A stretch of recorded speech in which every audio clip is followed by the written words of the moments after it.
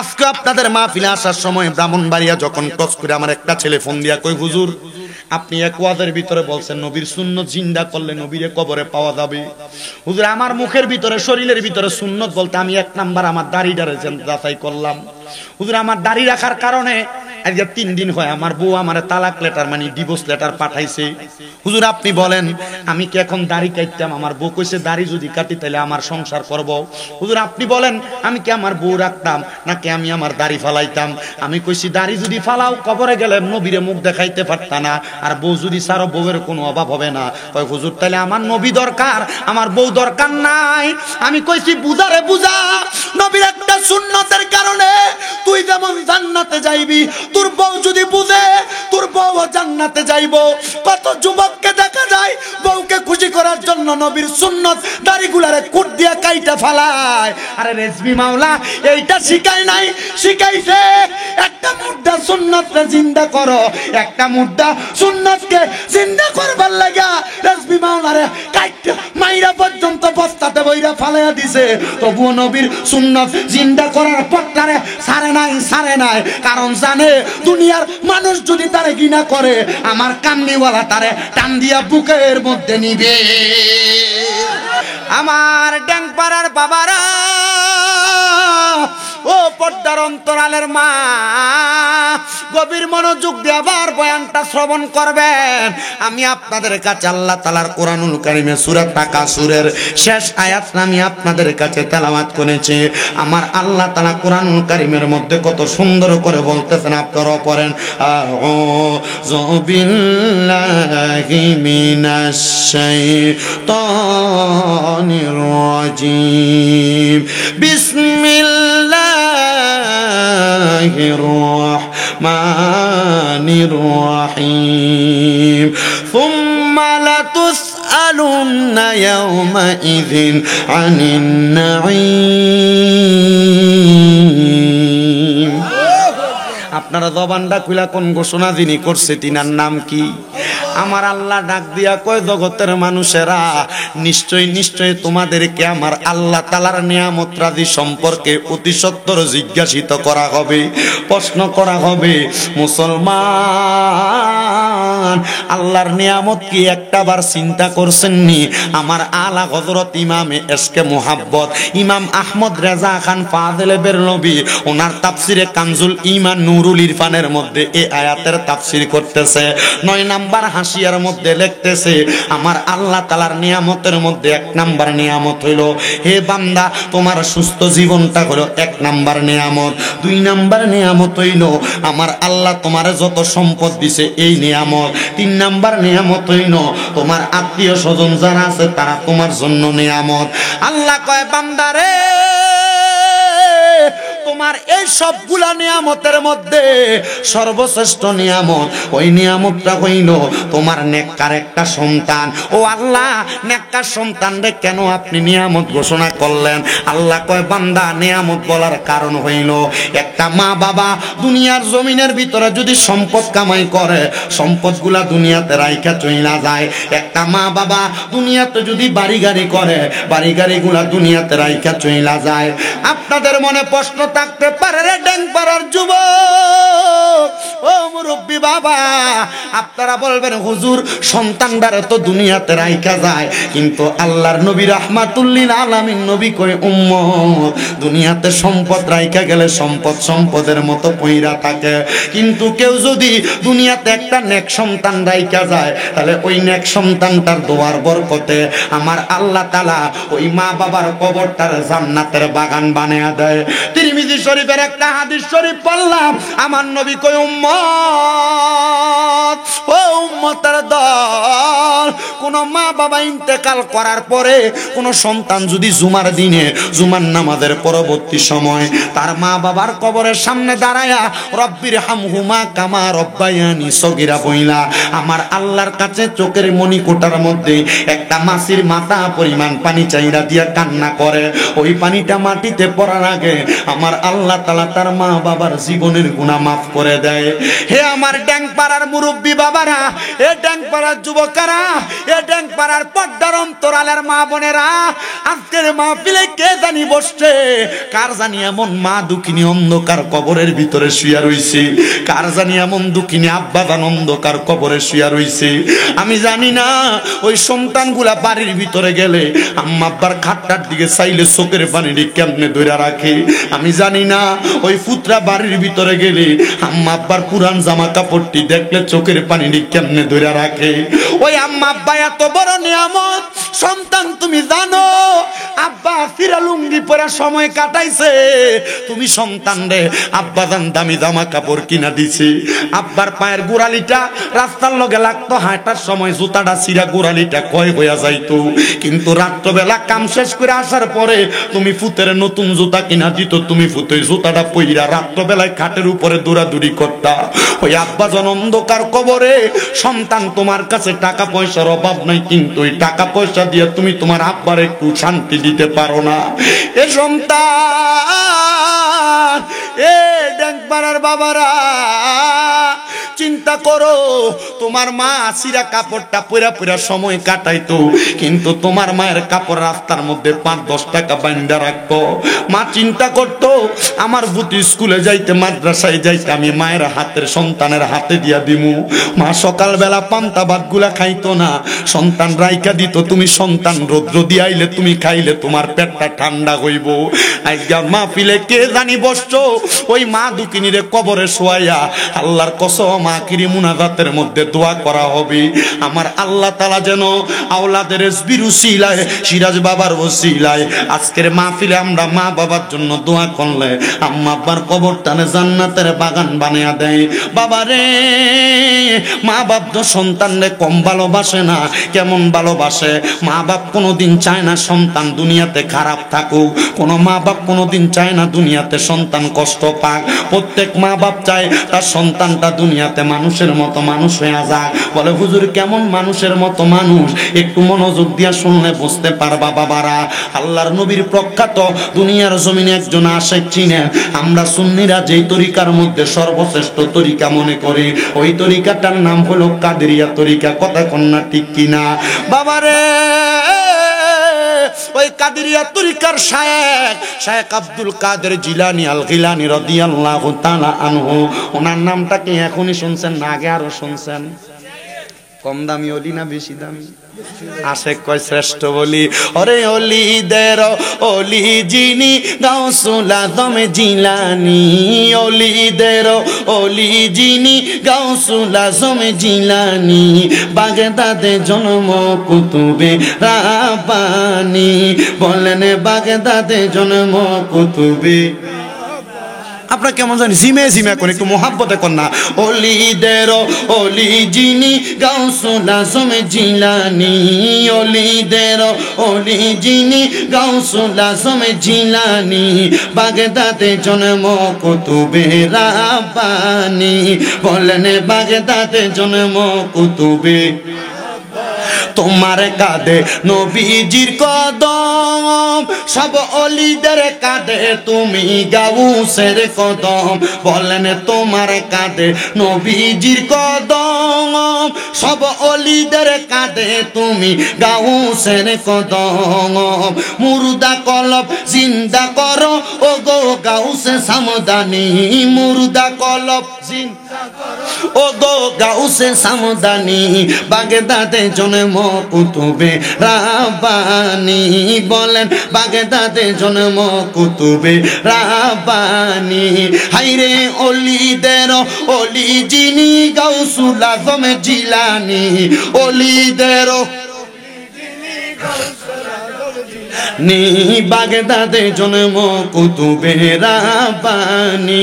বলেন বাগদাদে জন্ম কুতুবে। আইরে বংশ তোমার হাসানে হুসাইনি, তুমি হইলা মা ফাতেমার নয়নের মনি। বলেন বংশ তোমার হাসান, বলেন তুমি হইলা মা ফাতেমার নয়নের মনি। দয়ার নজর করো আমায় ও গো গাউসে সামদানি, দয়ার নজর আমায় ও গো গাউসে, আরে গাউসি পাকের গাউসিয়তের চাদরের নিচে থাকা লাগবে তো, হেজবির গোলাম একটু মহব্বতে কর না। দয়ার নজর করো আমায় ও গো গাউসে সামদানি, দয়ার নজর আমায় ও গো গাউসে সামদানি, বাগদাদে জন্ম কুতুবে রাব্বানি, বলেন বাগদাদে জন্ম কুতুবে রাব্বানি।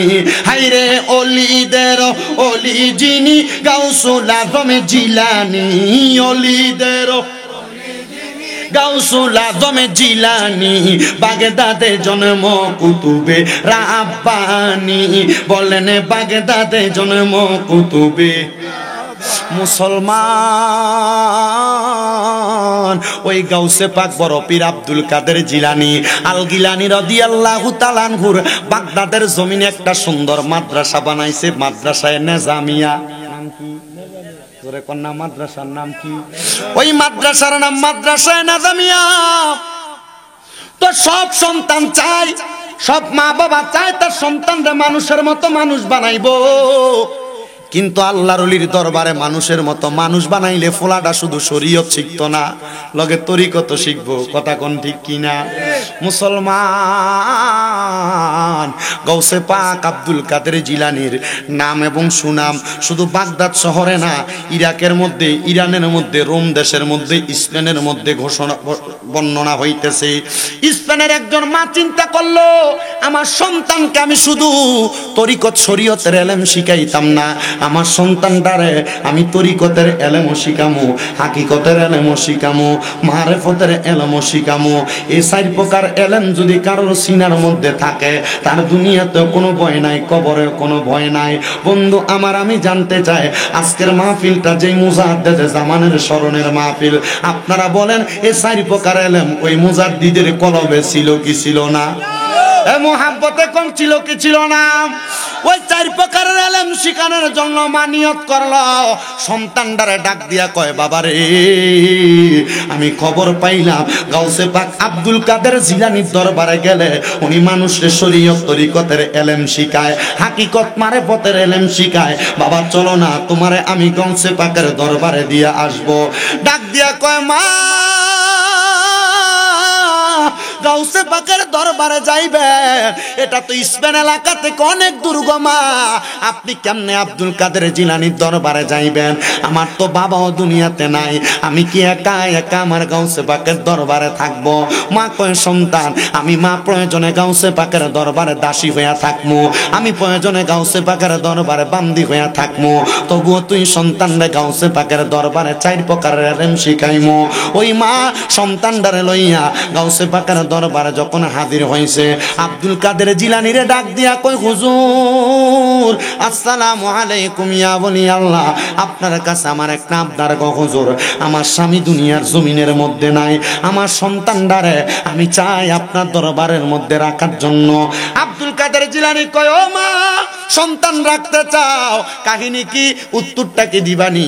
মা ডাক দিয়ে কয়, হুজুর আপনি নাকি বড় আল্লাহর ওলি, আপনার কাছে আসলে নাকি শরীয়ত তরিকত হাকিকত মারেফত 4 প্রকারের ইলম শিখতে পারবে, হুজুর আপনার কাছে আমার সন্তানটারে রাইখা দেন। হুজুর ডাক দিয়া কয়, মা আপনি আপনার সন্তানটারে আমার কাছে দিয়া চইলা যান। মা কয়, না গো হুজুর, আমার একটা মাত্র সন্তান, এই সন্তান পালে আমি থাকতে পারতাম না। গাউসে পাক কয়, মা মাত্র 3 মাস পরে আমার কাছে আসবেন, 3 মাস পরে আসলে আপনি আপনার সন্তানটারে আবার দেখতে পারবেন। মা কয়, হুজুর 3 মিনিটও তো থাকতে পারতাম না, তাহলে 3 মাস পরে কেমনে আসবো? আমি কিন্তু আপনাদের দোয়ার বরকতে কুমিল্লাতে 6টা মাদ্রাসা চালাই, আপনাদের দোয়ার বরকতে আমি গুনাহগারের কুমিল্লাতে 6টা মাদ্রাসা চলে। আমার মাদ্রাসায় কোনো ছাত্র ভর্তি করাইলে আমিও কিন্তু গাউসে পাকের মতো করে তারার একটা আদেশ করি, কমপক্ষে 3 মাস পোলারে ছুটিতে বাড়িতে নিতে পারতেন না, কারণ 3 মাস একটা পোলা মাদ্রাসায় থাকলে এমনি মাদ্রাসায় মন টিকা যাইব গা। গাউসে পাক কয়, মা আপনি আপনার ছেলেটারে 3 মাস দেখতে আসতে পারবেন না। মা কয়, হুজুর যদিও কষ্ট হয়, এলেম অর্জন করানোর জন্য আমি মাইডা মানতাম রাজি। মা কান্দে, সন্তানটারে গাউসে পাকের দরবারে দিয়া মাটা এবার চইলা যায়। এবার ওই মা যখন দূরে যায়, সন্তান মায়ের পেছনে তাকে তাকে কান্দে।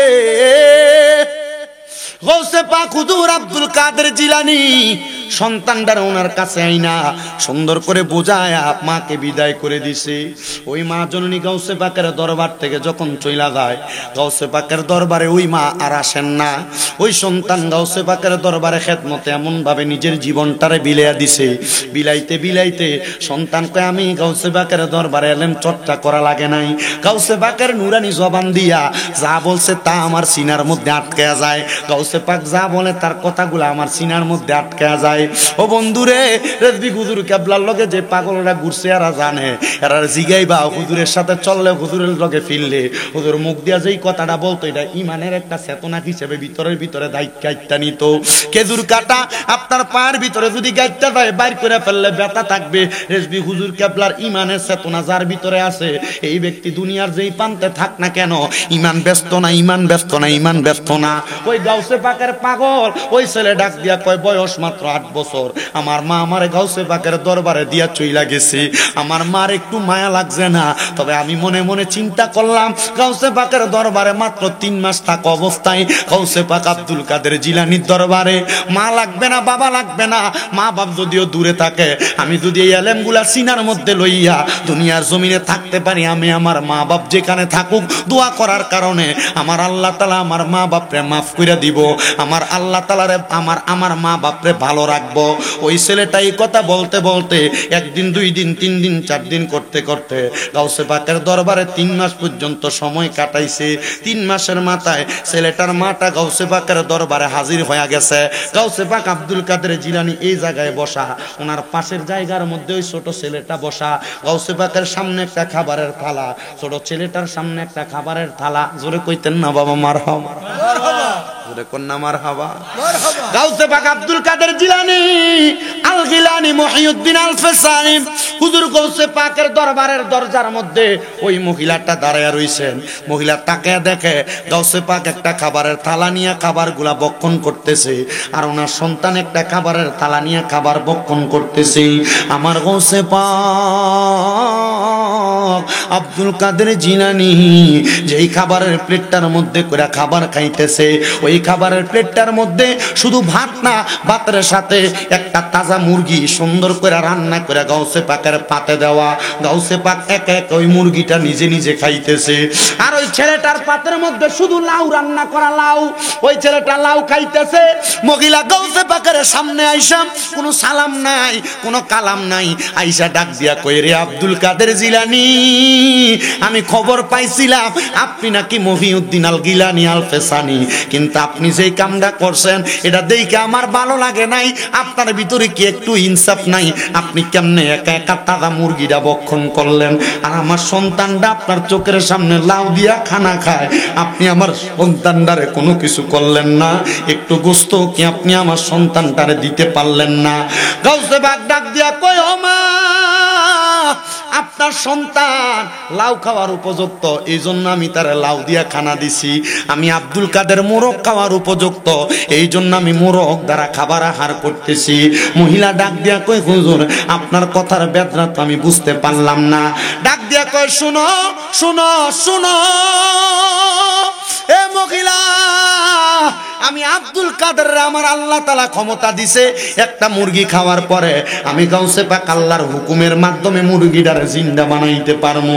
তোমার পুতে পারতো না, এই ক্ষমতা এখনো তোমার সন্তান অর্জন করে নাই, এজন্য তোমার সন্তান মুরগি দ্বারা খাবার আহার করে না। ডাক দেখো হুজুর তাহলে লাউ যে খাওয়ান, আমার পুতে কি এই লাউটা খাওয়ার কারণে আস্তা তাজা লাউ বানাইতে পারবো? ডাক দিয়া কয় মা তুমি তোমার সন্তানরে জিগাও, আমার জিজ্ঞাস কইরো না। আরে বেলায়েতের পাওয়ার যার ভিতরে ঢুইকা গেছে, বেলায়েতের সংস্পর্শ যার ভিতরে লাইগা গেছে, তরিকতের ছোঁয়াটা যার মাঝে লাগছে, ওই ব্যক্তি কিন্তু এমনি এমনি দুনিয়াতে চলে না। এ তরিকতের পাওয়ার নিয়ে চললে দুনিয়া এবং আখিরাতটা সে এমনি দুনিয়াতে তাইকে ক্লিয়ার কইরা লয়। ওই ছেলের মা ডাক দিয়া কয় সন্তান তুমি কি পারবা এই লাউটা খাওয়ার পরে লাউটারে তুমি আবার আগের মতো বানাইতা? আর আব্দুল কাদের জিলানী আপনি আপনি যে বলছেন আপনি তাজা মুরগি খাওয়ার কারণে আপনি এটাকেও জিন্দা বানাইতে পারবেন, আপনি আমার একটু দেখান। হুজুর ডাক দিয়া কয় বাবা তরকারি যেই বাবুর্চি রান্না করছে তারা জিজ্ঞাসা করো এই লাউয়ের যেই ছোলাগুলা আছে মানে ছোলকাগুলা আছে এগুলা কোন জায়গায় পালাইছে, আর মুরগির যেই চামড়াগুলা আছে ওইগুলা কোন জায়গার মধ্যে ফালাইছে। এবার বাবুর্চিরে দিয়া ওই মুরগির ছোলাগুলো আনছে, লাউয়ের ছোলাগুলাই না। গাউসে পাক সামনে রাইখা একটা কাপড় দিয়া ঢাকনা দিয়া মানে যে দস্তরখানার উপরে রাইখা খাবারটা খাইছে। কি রাইখা খাইছে? কি রেখে গেছে? দস্তরখানা। বুঝছেন নি কোনটা? খানা খাওয়ানোর সময় যেটা নিচে দিয়ে খায় আলাদা একটা কাপড়, এটা দস্তরখানা কয়। আপনার এই দস্তরখানাটা একটু করার চেষ্টা করে না দেয়, বলে হুজুর আমরা তো টেবিলে বইয়া খাই, টেবিলে বইয়াতে খাইতেছেন পাওটা তো তার থেকে একটু সরাইয়া খাইয়েন। টেবিলে বইয়াতে খাইতেছেন তো টেবিলের উপরে আলাদা একটা কাপড় বিছিয়ে দিয়ে, তাহলে এটা দস্তরখানা আদা হয়ে যাবে। আমার হবা কন্যা। আর আমরা যে ডিজিটাল যুগ আইছে, বিয়া বাড়ির ভিতরে গেলে জুতা ফায়ার থেকে খোলানোর সময় নাই, জুতা ফায়ার একটু খেলে আমরা কথা কন না কেন? আর রেজবি বাবা শিখিয়ে দিয়ে গেছে মুদ্রা সুন্নত জিন্দা করবা। মুদ্রা সুন্নত এর লাগে নামের আগে দিয়ে মহিউস সুন্নাহ আসেনি? মহিউস সুন্নাহ কি লেগে লাগছে? মুদ্রা সুন্নত জিন্দা করে দিয়ে গেছে। মারহাবা কন্যা কেন? আর মোহাব্বতে কন্যা মারহাবা। আমার মুসলমান ইমানদার গাউসে পাকের দস্তরখানাটা দিয়া ওই মুরগির চামড়া গুলার এভাবে ডাকনা দিছে, আর ওই ছেলেটা তার খাবারের দস্তরখানা দিয়া সুন্দর কইরা তার লাউয়ের ছোলকা গুলা এভাবে সুন্দর করে ডাকনা দিছে। গাউসে পাক কয় কুম্বি ইজনিল্লাহ, আল্লাহর হুকুমে দাঁড়ায়া যাও। ডাক দিয়ে কয় মা আমার দস্তরখানাটা তোলেন। মহিলা কয় দস্তরখানা তুলতে দেরি, আমি দেখলাম একটা মুরগি আমার সামনে দিয়া হাইটা জাগা, আমার ফুটেরটা আমি তাকে দেখলাম আমার সন্তান কুম্বি ইজনিল্লাহ কইয়া কত সুন্দর করে কাপড়টা সরাইছে। আমি দেখলাম আমার পুতের চাদরের নিচে কত সুন্দর একটা টাকা লাউ দেখা যায়। আমি কইলাম আব্দুল কাদের জিলানী আপনার কদমের মধ্যে আমি হাতটা রাখলাম, আমি বুঝতে পারি নাই আল্লাহর ওলির কুদরতের খেলা। এই জন্য আশেকটা বলতেছে ওরে কেউ বুঝিতে পারে না রে পীর মুর্শিদের খেলা, হায়রে কামেল পীরের খেলা। আরে জোর করিয়া বুঝতে গেলে তার গটে মরণ জ্বালা, হায়রে জোর করিয়া বুঝতে গেলে তার গটে মরণ জ্বালা। কেউ বুঝিতে পারে না রে ওলি আল্লাহর খেলা, হায়রে ওলি আল্লাহর খেলা। ওরে ৩৬ বছরে কারো কেনাগি ফুটে না, আবার ৬ মাসেরও কালের দয়াল পাই যে ১৬ আনার দয়াল পাই যে ১৬ আনা। দয়াল জোর করিয়া দিবে তোরা জোর করিয়া দিবে তোরের যত প্রেম জ্বালা। কেউ বুঝিতে পারে না রে ও খেলা, হায়রে পীর মুর্শিদের খেলা, হায়রে ওলি আল্লাহর খেলা, হায়রে পীর মুর্শিদের খেলা। দুনিয়াতে নাও কান্দায়া আখেরে কান্দায়ও না, আবার ওলি আল্লাহর গোলাম না বানাইয়া মতের ডাক দিও না রে দয়াল, আজরাইল ফাটাইও না। আরে যদি থাকে পীর কদমে, যদি থাকে পীর কদমে, নাই তার কোনো ভাবনা। কেউ বুঝিতে পারে না রে ওলি আল্লাহর খেলা, আরে পীর মুর্শিদের খেলা। ওই মহিলা কয় হুজুর ও আব্দুল কাদের জিলানী আমার অন্যায় হইছে গো হুজুর, আপনার কাছে ক্ষমা প্রার্থনা করি, আল্লাহর ওয়াস্তে আপনি আমারে ক্ষমা করে দেন। আমি আর কোনোদিন আপনি না শুধু আল্লাহর কোনো বন্ধুদের সাথে কোনো বেয়াদবি করব না। কওসে পাক কয় মা আল্লাহর ওলিরা সব কিছু এমনে এমনে করে না, আল্লাহর ওলিরা যা করে আল্লাহর ওলিরা নিজে করে না। মনে রাখবা বুখারী শরীফের হাদিসের মাধ্যমে আমার নবী জানায়া দেয় আল্লাহর ওলিরা অলিরা যখন তারার মুখ দিয়া কোনো কথা বলে, এটা তারার মুখ থাকে না, আমার আল্লাহ কই এটা আমি আল্লাহর কুদরতের জবান হইয়া যায়। আল্লাহর অলিরা তাদের হাত দিয়া যদি কোনো হাকাত করে, এই হাতটা তার হাত থাকে না, আল্লাহ কই এটা আমি আল্লাহর কুদরতের হাত হইয়া যায়। আল্লাহর অলিরা তাদের চোখ দিয়া যদি কোনো কিছু করে, আমার আল্লাহর নবী ডাক দিয়া কয় এটা আর তার চোখ থাকে না, এটা স্বয়ং আমার আল্লাহর কুদরতের চোখ হইয়া যায়। আমার এই ডাংপাড়ার বাবারা, ও পর্দার অন্তরালের মা, মহিলাটারে গাউসে পাক কয় মা তোমার পুত্রারে তুমি কেন আমার দরবারে পড়াইবা? মহিলা কই হুজুর আমার সন্তান যদি এই সাইরেলেমের ধনী হয়, আপনি গাউসে পাকের বরকতে আমার আল্লাহ তাআলা আমার কবরটারে জান্নাত বানিয়ে দিব। ডাক দিয়া কয় মা আপনার সন্তান রে আর আমার কাছে পড়ানো লাগবে না, আপনি নিয়ে যাইতে পারেন। মহিলা কয় হুজুর আমার সাথে রাগ কইরা নি গাউসে পাক আপনি আমারে ফিরিয়ে দেন। ফিরাইয়া দিয়েন না, আমি জানি আল্লাহর ওলিদের সাথে বেয়াদবি করলে আমার আল্লাহ তাআলা তার সাথে যুদ্ধের ঘোষণা করে। হুজুর আপনি আমার এখান থেকে ফিরিয়ে দিয়েন না, আমি আপনার কাছে থাকতে চাই। আমি দেখছি কত মানুষ রেজবি মাওলার সাথে বেয়াদবি কইরা ক্ষমা চাইতে গেছে, ক্ষমা পাইছে না। আবার কত মানুষ রেজবি মাওলার পেছনে পেছনে ছিল, ওই মানুষগুলা দুনিয়ার জমিনের মধ্যে এমনি এমনি মানুষ হয় নাই। তাদের টাকার অভাব নাই, পয়সার অভাব নাই, ধন দৌলতের অভাব নাই। কারণটা কি জানো নি রে বাবা? না, এটার কারণ হইল রেজবি মাওলার একটা নুরানি নজর, রেজবি মাওলার ইমানি পাওয়ারের একটা নজর ছিল। আমি শামীম দাদার বয়স যখন মাত্র 9 বছর বয়স, 9 বছর বয়সে কুমিল্লা শহরের মধ্যে বুদুরপুকুর বার একটা এলাকা, যে এলাকার মধ্যে আমার একজন খালুর বাড়ির মধ্যে রেজবি মাওলা যাইতেন। আমি একদিন মাথার মধ্যে সবুজ একটা পাগড়ি লাগাইয়া রেজবি মাওলা ডান হাতটারে ওনার ডান গালের সাথে লাগিয়ে শুয়ে রইছে। উনি ওই জায়গার মধ্যে যখন শুয়ে রইছে, আমি ওনার দেখার বার লাগে ওই জায়গার ভিতরে ঘরের মধ্যে প্রবেশ করছি। হুজুর আমার দেইকা সামনে ডাক দিয়া কয় পাগলা কোন ক্লাসে পড়ো, কোন জমাতে পড়ো? এটা জিগায় কোন জমাতে পড়ো? ক্লাস তো কইতো না, জমাত। কোন জমাতে পড়ো? আমি কইলাম হুজুর মাত্র মাদ্রাসার ভিতরে ক্লাস 4-এ পড়তেছি। সামনে ডাক দিয়াই না আমার পাঞ্জাবির হোকটা খুইলা রেজবি মাওলা আমার বুকটার ভিতরে এমনি একটা থাপ্পড় দিয়া দিছে। আমি ওই সময় তো আর তরিকতের কোনো কিছু বালা কইরা বুঝি না, আমার মনে একটা কষ্ট গেছে। দেখছনি বেটা ফিসাব মানুষ আমার বুকটার ভিতরে একটা থাপড় দিছে। আমি যখন আমার নানার কাছে যাই কইছি না না আমি গেছি হুজুর বেটার লগে দেখা করবার লাগা, হুজুর বেটা আমার বুকের ভিতরে জোরে একটা থাপড় দিছে। কয় পাগলা কাম লাগিয়া গেছে।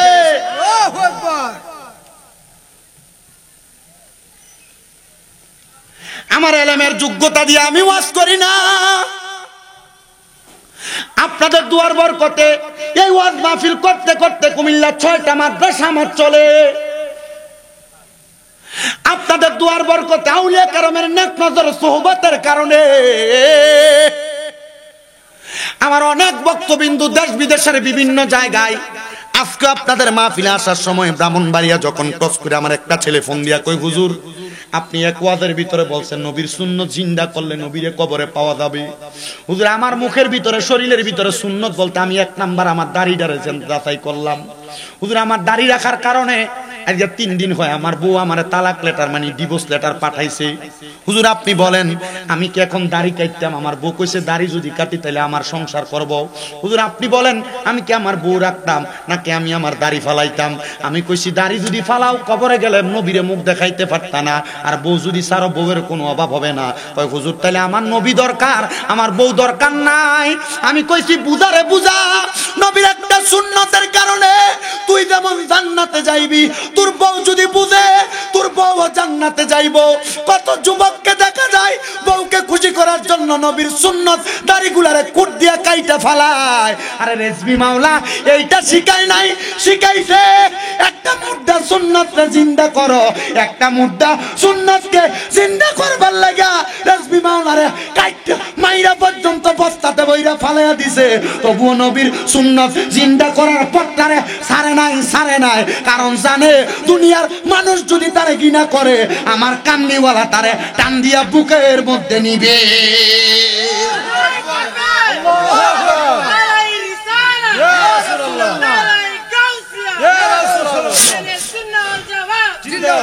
মুর্শিদ তোমার আত্মা তেমি সায়ায়াত্তা কইতাম কত প্রেমের কথা গো, এখন কার কাছে কই মনের কথা রেজবি কেউ নাই আমার। আপনা আগে জানি না তুমি এমন করে ছেড়ে যাইবার রেজবি আগে জানি না হায়রে একটি বাসায় দুইটি পাখি কত যে আনন্দে থাকি গো এখন তুমি কোথায় আমি কোথায় রেজবি কেউ নাই আমার আপনা এখন তুমি কোথায় আমি কোথায় রেজবি কেউ নাই আমার আপনা আগে জানি না তুমি এমন করে ছেড়ে যাইবার রেজবি আগে জানি না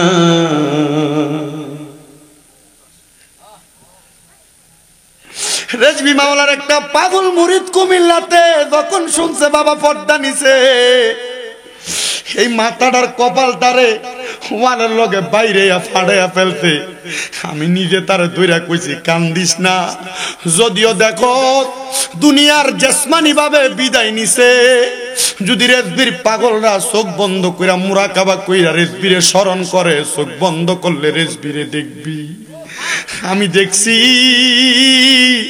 কুমিল্লাতে আমার এক ভাই আছে মুস্তফা হুজুর কেবলার কথা বললে চোখের পানি ফালায়া ফালায়া শুধু কান্দে আরে কুমিল্লাতে অনেক প্রবীণ মুরিদ আছে একটা পাগল আছে ময়নামতিতে রেজবি মাওলার কথা বললে সে শুধু বুকের ভিতরে থাবড়ায় জিগাইও সিরাজ বাবা আসলে বাদান আপনি যে ময়নামতিতে যান ওই পাগলটারে আপনি দেখেননি কত মানুষ দেখে রেজবি মাওলার কোনো মাহফিল শুনলে রাত বিরাত দেখে না হাইটা হাইটা চইলা যায় আমি কত জায়গায় মাহফিল শেষ করে মাহফিল কমিটির বাড়িতে খাওয়া দাওয়া শেষ করে আসার সময় আধা পথের ভিতরে পাগলাটারে দেখছি আমি কইতাম এমনে হাঁটো কেন আমরা রেজবির পাগল আমরার ভয় নাই আমি কইছি চোর ডাকাইতে ধরলে কত কিছু নিয়ে যাইব কই আমার ইমানটা চুরি করে নিতে পারতো না আমার নিয়া যাক ধন মাল ইজ্জত সব নিয়া যাক আমার ইমানদারে চুরি করে নিতে পারতো না মুসলমান রে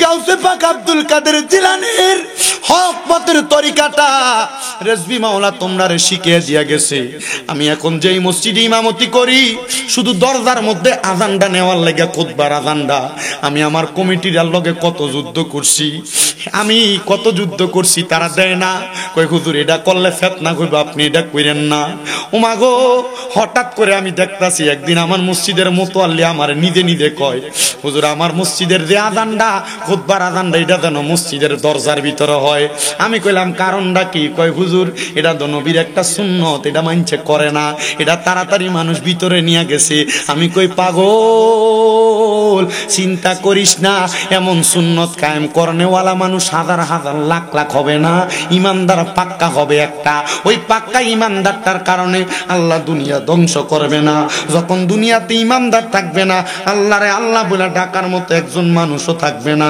তো ওলা আমার আল্লাহ তাআলা দুনিয়াটা ধ্বংস করব কত মানুষ আল্লাহ নবীরে ডাকে কিন্তু আমার আল্লাহ তাদের মনের আশা পূরণ করেনি এটা তো তুমি কইতে পারো না ওই মহিলা যে বলছে হুজুর আপনি আপনার কাছে আমার পুত্ররে মানুষ করবেন কই মা তোমার পুত্ররে কেন আমার কাছে মানুষ করতাম দায়িত্ব দাও কই হুজুর আমার সন্তান যদি আলেম হইয়া আমার জানাজার নামাজটা পড়ায় নবীর হাদিস শরীফের মধ্যে নাকি আছে আমার নবী বলছে কোন সন্তান তার মা জানাজার নামাজটা পড়াইলে সালামটা ফিরানির আগে আল্লাহ তার মা বাবার জীবনের গুনাহ মাফ কইরা দেয় হুজুর আমার শখ হইল আমার পুতে আপনার কাছে পইরা আলেম বানাইবো আলেম আমার জানাজা পড়াইবো কই ঠিক আছে মা 3 মাস পরে আইছো এবার আর আইবা না 7 বছর পরে আইবা করে হুজুর দি আমার শাস্তি দেয় কি দেয় আপনি কি মনে করছেন খালি বায়াত হয়ে গেলে শেষ কাম তরিকতের সাধনা নাই আমরা তো এমনি হুদা তরিকত গ্রহণ করে আমরা ঘুরি আর কি নামের মুড়ি আপনার কষ্ট হইতেছে এই আমান ভাই, আমার যদি আরে অল্প একটু দেরি অসুবিধা হইব? ও মাত্র 11:51 বাজে।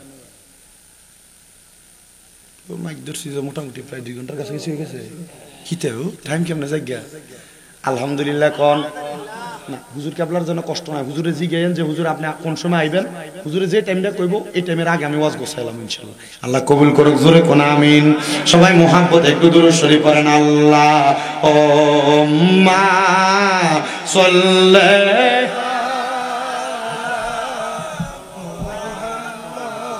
ওয়া আলা আলি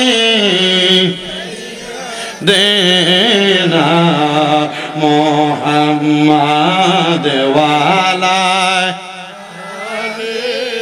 সাইয়্যিদানা মোহাম্মদ। নবীর শানে প্রেমের ডোরি বান্দনা, নবীর শানে প্রেমের রিমন রে বান্দনা, শয়নে সফনে দেখবা মদিনায়। আল্লাহুম্মা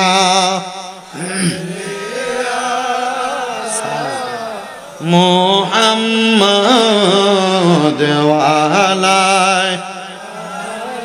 সাইয়্যিদানা মুহাম্মদ।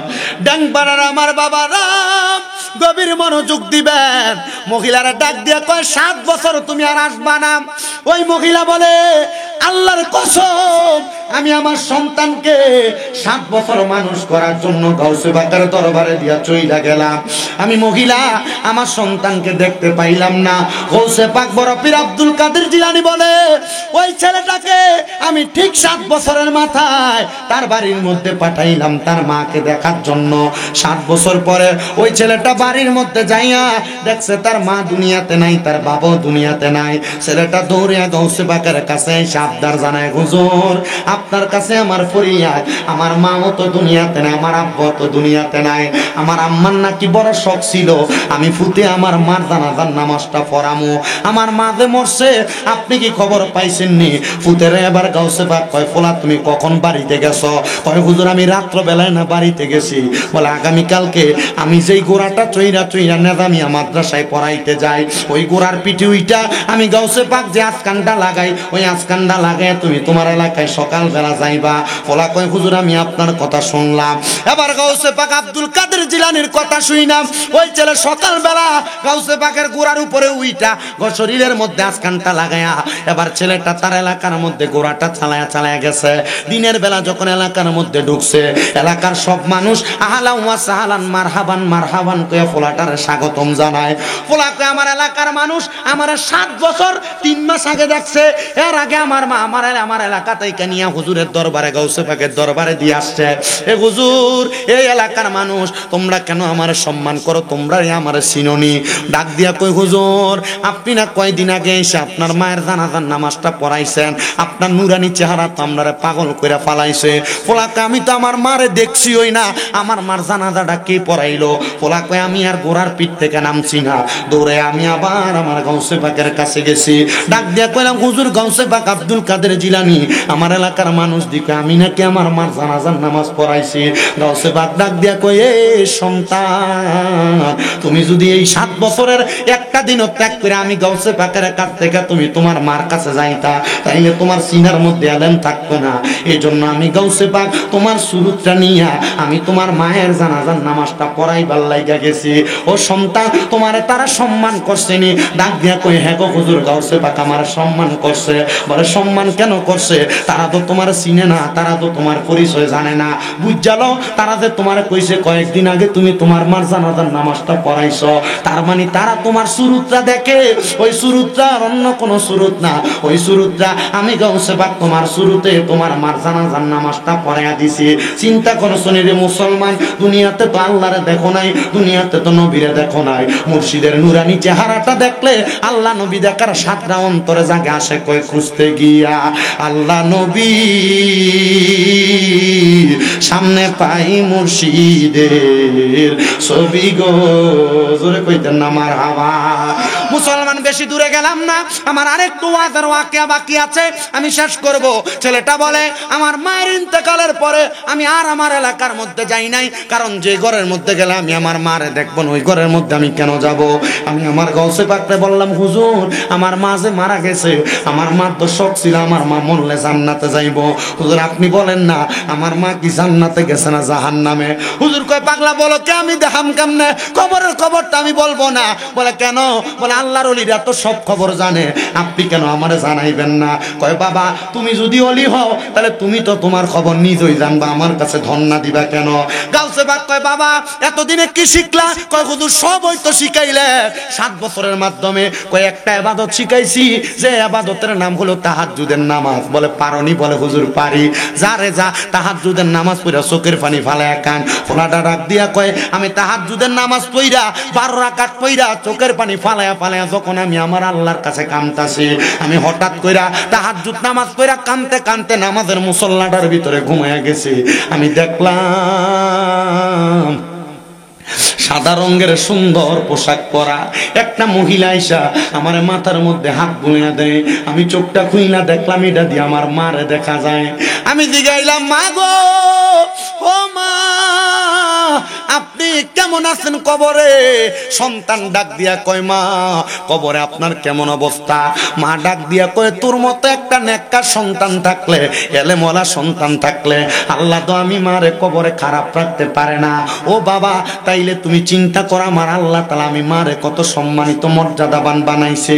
নবীর হাদিস শরীফও দেখলাম মুসনাদে আহমদের মধ্যে হাদিস বর্ণনা, আমার নবী কয় দুনিয়াতে কোনো মা বাপ যদি তার সন্তানদারে শরীয়ত তরিকত হাকিকত মারেফতের এলেম শিখায়, মানে কোরআন হাদিসের গুপ্ত এলেমটা শিখিয়ে দিয়া মা বাপটা মইরা যায়, আমার আল্লাহ তাআলা পুরা হাসরের ময়দানের মধ্যে হাজার হাজার লক্ষ লক্ষ মানুষের মাঝে ওই কোরআন শিখনেওয়ালা সন্তানটা, হাদিস শিখনেওয়ালা সন্তানটার মা বাবার চেহারাটারে, মা বাবার ঘাটটারে একটা জেব্রা মানে উটের মাথার মতো লম্বা করে দিব, চেহারাটার মধ্যে নূরের আলো দিয়া দিব। আর জিজ্ঞাসা করবো হাসরবাসীরা আল্লাহ তারা কারা যাদের ঘাড়গুলো এত লম্বা, চেহারাটা এত সুন্দর? আমার আল্লাহ তাআলা জানাইয়া দিব রে এরা হইল ওই আলেমের মা বাবা। চিন্তা করছো নি রে মানুষ, আমার আল্লাহ চাইলে আল্লাহর নিয়ামত সবগুলা তোমার দিছে, তুমি শুধু আদায় করতে পারতেছো না। এবার বলেন আমরা সবার কাছে আল্লাহর নিয়ামত আছে না নাই? উম্মালা তুসালুন্না ইয়াউমাইদিন আনিন নাঈম। আল্লাহ কোন নিয়ামতের কথা জিগাইবো? তোমার কাছে তো তোমার বড় নিয়ামত তোমার সন্তান, ওই নিয়ামতটারে তুমি ভালো করে দুনিয়াতে মানুষ করো। এমন একটা সন্তান পাওয়ার জন্য আল্লাহর নবী ঈসা আলাইহিস সালাতু ওয়াস সালামের মার নাম হযরত মরিয়ম, হযরত মরিয়মের মার নাম হযরতে হান্না, হযরত হান্না জামাইর নাম হযরত ইমরান আলাইহিস সালাতু ওয়াস সালাম। হযরত হান্না বলে আমার বিবাহ হইছে অনেক বছর হয় কিন্তু আমার গর্ভে কোনো সন্তান আসে না। কি আয় না? আমি আল্লাহর কাছে কান্দি, আল্লাহ আমার একটা সন্তান দেন। আল্লাহ তো হযরত হান্নার সন্তান দেন না। ঈসা নবীর নানির কথা বলি, উনি বলতেছেন আল্লাহ তাআলা আমারে কোনো সন্তান দেয় না। তো ঈসা নবীর নানার কাম ছিল বাইতুল মুকাদ্দাস, বর্তমান যে ইসরাইল, নাম শুনছেন না? ওই যে জেরুজালেম, বাইতুল মুকাদ্দাস ফিলিস্তিনের মসজিদ, ওই মসজিদের ইমাম ছিলেন ঈসা নবীর নানা। মারহাবা কোন না মিয়া? হযরত ঈসা নবীর নানা ওই মসজিদের ইমাম। একদিন ঈসা নবীর নানি হযরত হান্না আমার আল্লাহর কাছে দোয়া করে, আল্লাহ আমার যদি তুমি দুনিয়াতে একটা সন্তান না দাও তাহলে আমি আমার সন্তান ছাড়া দুনিয়াতে ইন্তেকাল করার পর আমার লাগি দোয়া করব কি? ও তুমি কাউরে দিলা 10টা সন্তান, থাকার জায়গা নাই, আবার কাউরে দিলা কোটি টাকা, একটা সন্তান নাই, টাকা পয়সা ধন সম্পত্তি দিলা বেশি করে, কিন্তু মরার পরে কান্দে করে কবরে নামাবে কে তা? আরে রে প্রেমের খেলা খেলছো দয়াল রে ও দয়াল তোমার খেলা চমৎকার আসমানেতে বসায় আছো চাঁদ সূরজের বাজার রে প্রেমের খেলা খেলছো দয়াল রে দুনিয়ার মুসলমান ও ড্যাংপাড়ার বাবারা পর্দার অন্তরালের মা কত মহিলারা গর্ভে সন্তান আসে না কান্দে আমি বলবো তাহাজ্জুদ নামাজ পড়ে আল্লাহর কাছে কানবা কত বেডারা বিদেশ যাইতে পারে না কান্দে ও বেডারা তোমার কাছে আমার আবদার তাহাজ্জুদের নামাজ পড়বা কত মানুষ ইনকাম করে বরকত হয় না আমি কমু তাহাজ্জুদ নামাজ পড়ে কানবা হযরতে ঈসা নবীর নানি হযরত হান্না তিনি বলেন আমি রাতে গভীরে উইটা আমার আল্লাহর কাছে কান্দি আমার আল্লাহ তাআলা খবর দিছে ও হান্না তোমার গর্ভের মধ্যে একটা সন্তান দুনিয়াতে আগমন করব হযরত হান্না কয় আমি এই খবরটা পাইয়া বড় খুশি হয়ে গেলাম কিন্তু এই খুশির খবরটা পাইয়া আমি যখন মসজিদে আকসার সামনে যাইতে লাগলাম বাইতুল মুকাদ্দাসের সামনে আমি খবর পাইলাম আমার স্বামী মানে ঈসা নবীর নানা ইন্তেকাল করছে এবার হান্না কয় ও আল্লাহ এতদিন আমার স্বামী ছিল সন্তান পালন করার যোগ্যতা দিছিলা এখন আমার স্বামী নাই আমি কেমনে আমার সন্তানটারে লালন পালন করব কে খাওয়াইবো কে পড়াইবো আপনারা বলেন রিজিক দিতে পারে একজন তিনি কি আল্লাহু খায়রুর রাযিকিন আল্লাহ হইল উত্তম রিজিক দাতা এ মুসলমানের দলেরা এ নবীর উম্মতের দলেরা এবার হযরত হান্না বলে আমার সন্তান দুনিয়াতে আসবে স্বামী ইন্তেকাল করছে যখন আমার সন্তান ইন্তেকাল করার কয়েকদিন পরে আমার সন্তান আগমন করলো হযরত ঈসা নবীর রানী কয় আমার সন্তানের নাম রাখলাম আমি মরিয়ম নাম কি ঈসা নবীর মার নাম কি মরিয়ম আমার সন্তান মরিয়ম আগমন করছে আমি হযরত মরিয়মরে আমার কোলের মধ্যে নিয়া আমি চিন্তা করলাম কে আমার সন্তানকে লালন পালন করবে আমি হাঁটতে বাইতুল মুকাদ্দাস মসজিদের সামনে গেলাম বাইতুল মুকাদ্দাস মসজিদের সামনে যায়া ডাক দিলাম ও বাইতুল মুকাদ্দাস মসজিদের ইমাম সাহেবেরা দেখলাম আমি বাইতুল মুকাদ্দাস মসজিদের 60 জন ইমাম বাইরে হয়ে আইছে কয়জন 4 জন বড় মসজিদ তো ইমাম ছিল 5 জন একজন মারা গেছে আরো 4 জন ইমাম বাইতুল মুকাদ্দাসের 4 জন ইমামের কাছে বলতেছে এই ইমাম সাহেবেরা আমার মাইয়া তো দুনিয়াতে আগমন করছে মানে বাইতুল মুকাদ্দাসের বড় ইমাম সাহেবের মাইয়া আপনারা কেউ আসেননি আমার সন্তানটারে দত্তক নিয়ে মানে লালন পালন করবেন ফালক নেয় না ফালক আমার সন্তানটারে আপনারা লালন পালন করবেন এবার সবাই রাজি হইছে কারণ বড় ইমাম সাহেবের মাইয়া আমরা লালন পালন করলে আল্লাহ তাআলা আমরা অনেক বরকত দিব এবার ওই মরিয়ম আলাইহিস সালাতু ওয়াস সালাম রে কোলের মধ্যে নেওয়ার জন্য 4 জন কারাকারি করতেছে এমন টাইমে আমার আল্লাহ তাআলার পক্ষ থেকে ওহী নাযিল হয়ে গেছে এমনে তোমরা আল্লাহ তাআলার বন্ধুরে নিয়ে তোমরা টানাটানি করবা না এই রে ইমাম সাহেবেরা তোমরা যে দুয়াত কলম দিয়া লেখো ওই দুয়াত কলমগুলা তো লোহার ছিল আগা মাথাটা লোহার ছিল ওই দুয়াতটা দিয়া তোমরা তোমাদের নদীর মধ্যে নিক্ষেপ করো যার দুয়াত কলমটা তার দিকে ফিরে আসবে তার কাছে মাইয়াটা লালন পালন হবে এই 4 জন ইমামের মধ্যে ঈসা নবীর খালাম্মার জামাই মানে খালু ছিলেন উনি ওই জায়গার মধ্যে ওই কলমটারে মারছেন 4 জনে মারছে কিন্তু ওনার খালুর কলমটা ওনার কাছে ফিরে আসছে উনি বলেন আমি যেহেতু হযরত মরিয়ম রে লালন পালন করব দুনিয়ার বাড়িতে করব না আমি আমার মরিয়ম রে বাইতুল মুকাদ্দাস মসজিদের মধ্যে লালন পালন করব বাইতুল মুকাদ্দাস মসজিদের একটা ঘরের মধ্যে ঢুকায়া উনি সুন্দরভাবে লালন পালন করে হযরত মরিয়ম কয় আমি যখন দুনিয়ার জমিনের মধ্যে আমার বয়স 7 বছর হয়ে গেছে আমার এলাকার মধ্যে সবাই আমারে বড় সম্মান করে কারণ মরিয়ম এমন একজন ইমামের মাইয়া ওনার সম্মান না করলে আমার আল্লাহ তাআলা বেজার হয়ে যাবে হযরত মরিয়ম বলে আমারে যখন সবাই সম্মান করে তো ওই বাইতুল মুকাদ্দাস এলাকার মধ্যে একটা লোক ছিল যার নাম ছিল কাসুস এই ব্যক্তি এলাকার মহিলাদের সাথে অপকর্ম করে বেড়াইতো এমন লুচ্চা বেড়া ড্যাংপাড়া এলাকায় আসেনি আছে না খাচ্ছ খুব সুন্দর দেখতে বালা বুড়া দেখা যায় কিন্তু আটলে এবার খাচ্ছ তো লুচ্চা খাচ্ছ আছে না এমন অনেক বেড়া থাকলেও কইতো না আল্লাহ এগুলা থেকে আমরা হেফাজত করুক জোরে কোন আমিন মনে রাখবেন নবী কইছে কাল কিয়ামতের ময়দানে 3 প্রকারের ব্যক্তি আমি নবীর রহমতের ছায়া পাইতো না এর মধ্যে 1 নাম্বার হলো শায়েখু জানি মানে বুড়া জিনাখোর বুড়া জিনাখোর বুড়া হয়ে গেছে এমন লুচ্চা মিশাচ্ছে এমন বেড়াইতের কথা কইছে নবী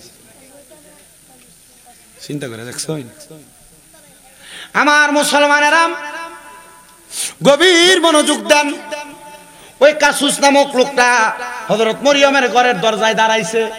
মরিয়ম বলে আমি গোসল শেষ করে ওই দরজার মধ্যে আসছি, এবার কাসুস যখন আমার দিকে হামলা চালাইবো, আমি বললাম কাসুস আমি জানি তুই আমার দিকে বাজে নজরে তাকাইছস, তবে আমি 2 রাকাত নামাজ পড়বো, তারপর তুই তোর কাম করবি।